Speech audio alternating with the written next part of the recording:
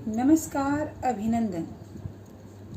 बच्चों, हम अपनी इस कक्षा में डिजिटल के बारे में, जो डिजिटल माहौल आजकल है, जो डिजिटल कार्य आजकल हो रहे हैं, उनके विषय में जान रहे हैं और समझ रहे हैं और इसके कितने फ़ायदे हैं, इसका अनुमान हम इसी बात से लगा सकते हैं कि आज जब हमारे समाज, हमारे देश और यहाँ तक कि इस विश्व में एक कोरोना जैसा संकट आया है और हम सभी अपने घरों में बैठे हैं, तो केवल कंप्यूटर के माध्यम से, अपने मोबाइल्स के माध्यम से, इंटरनेट के माध्यम से हम अपने सभी कार्य कर पा रहे हैं।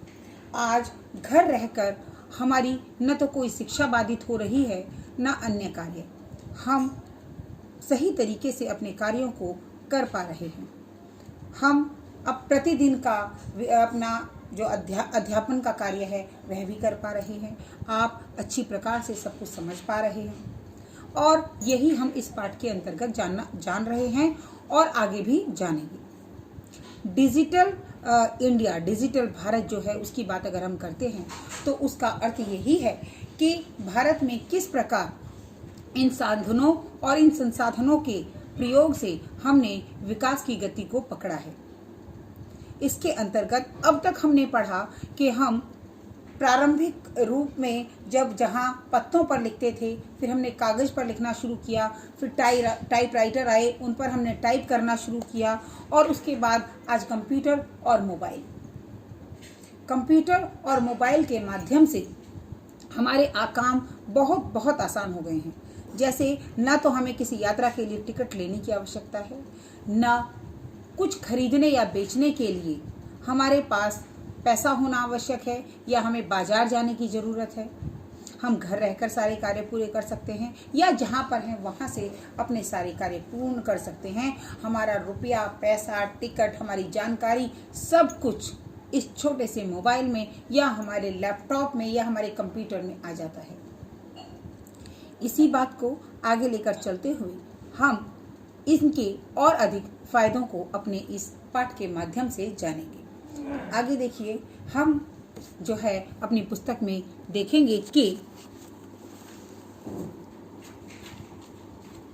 ध्यान से देखिए, तद दिनम नाति दूरम यदा वयम हस्ते एकमात्र, तद दिनम नाति दूरम यदा वयम हस्ते एकमात्र चल दूरम भाषयंत्रम आदाय सर्वाणि कार्याणि साधितुं समर्था भविष्यामः। कि वह दिन दूर नहीं, अति दूरम, दूर नहीं, जब हस्ते, हाथ में, एकमात्र, चल दूरम भाषयंत्रम, इसे कहते हैं कि वो ये अपना मोबाइल, चल दूर भाष अर्थात मोबाइल से, कार्य साधितुं, अपने कार्यों को पूर्ण करने में हम समर्थ होंगे। वस्त्र पुटके रूप्यकाणाम आवश्यकता न भविष्यति। वस्त्र पुटके अर्थात जेब में रुपए रखने की आवश्यकता नहीं होगी। पासबुक, चेकबुक इत्यनयोः आवश्यकता न भविष्यति। पासबुक, चेकबुक आदि की भी आवश्यकता नहीं होगी। पठनार्थ पुस्तकानां समाचार पत्राणां अनिवार्यता समाप्त प्रायः भविष्यति। पढ़ने के लिए पुस्तकों और समाचार पत्रों की अनिवार्यता समाप्त हो जाएगी। अर्थात ये सभी कार्य हम इसके माध्यम से ही कर सकेंगे। हाँ, ये सब कुछ हमारे इस मोबाइल में ही समाहित है और इसी के द्वारा हम अपनी सारी आवश्यकताओं को पूर्ण कर सकते हैं। लेखनार्थम अभ्यास पुस्तिकायाः कर्गदस्य वा नूतन ज्ञान अन्वेषणार्थम शब्दकोशस्य वा आवश्यकता न अपि भविष्यति। लेखनार्थम, लेखन के लिए, अभ्यास पुस्तिका, कर्गदस्य या कागज, नूतन ज्ञान अन्वेषणार्थम, नए ज्ञान को जानने के लिए शब्दकोश की भी आवश्यकता नहीं होगी।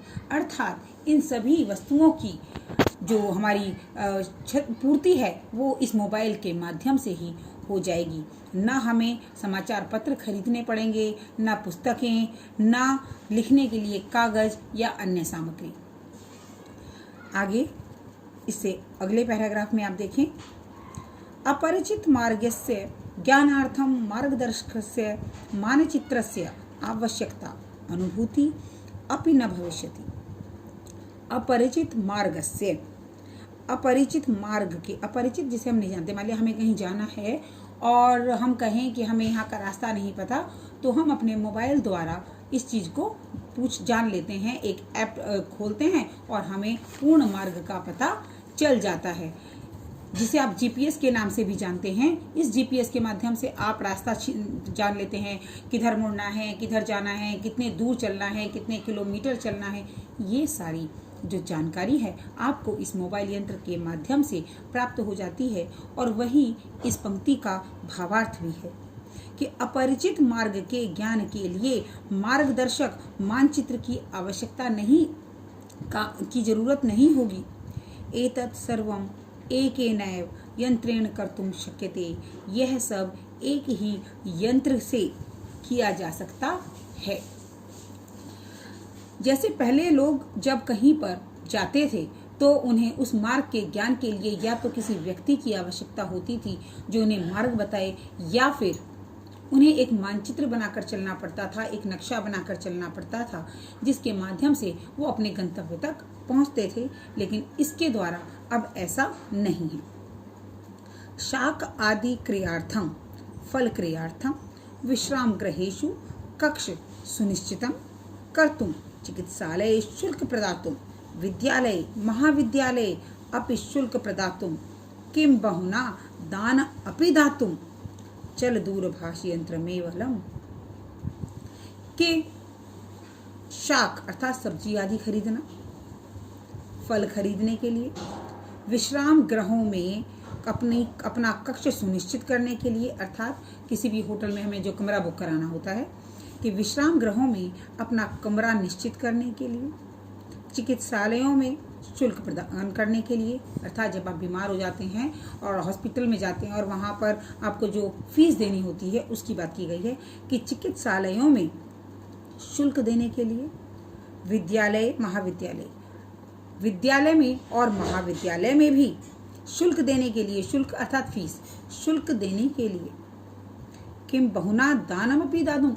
अब अधिक क्या कहें कि दान देने के लिए भी चल दूरभाष यंत्र में इस मोबाइल का जो है वो प्रयोग किया जाता है, या ये अलग कहते हैं और किसी चीज़ की ज़रूरत ही नहीं है, यही काफ़ी है कि ये मोबाइल जो है इन सब कार्यों को पूर्ण करने के लिए आवश्यक है।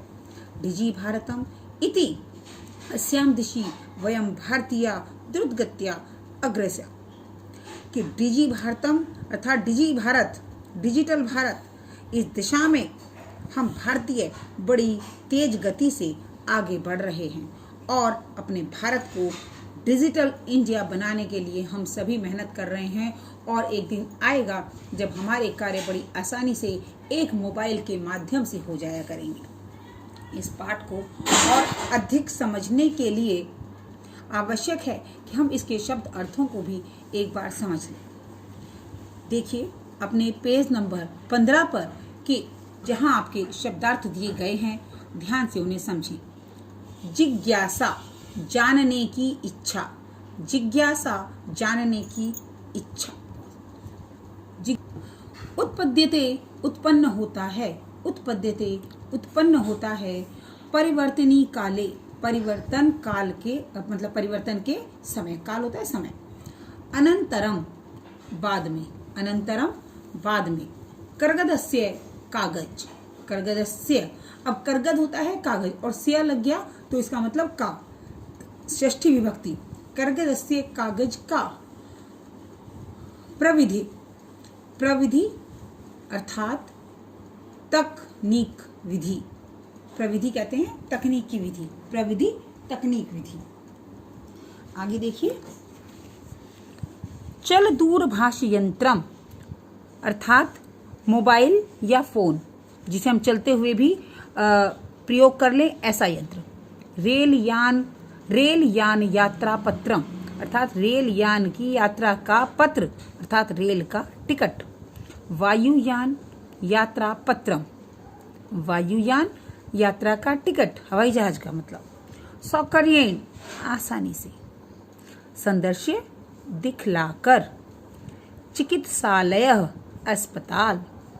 वस्त्र पुटके, वस्त्र पुटके जेब से। द्रुत गत्या तीव्र गति से।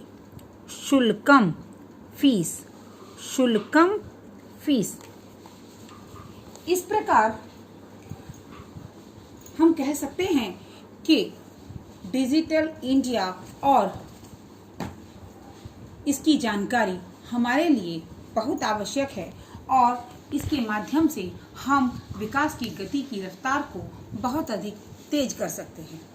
इस पाठ को हमें बड़े ध्यान से पढ़ना है, क्योंकि अगर हम आपकी परीक्षा की बात करें तो परीक्षा में इस पाठ में से आपके लिए पठित गद्यांश आता है और पठित गद्यांश के अंतर्गत आपसे 5 प्रश्न पूछे जाते हैं, जिनके उत्तर आपको उस पैराग्राफ में से ही लिखने होते हैं।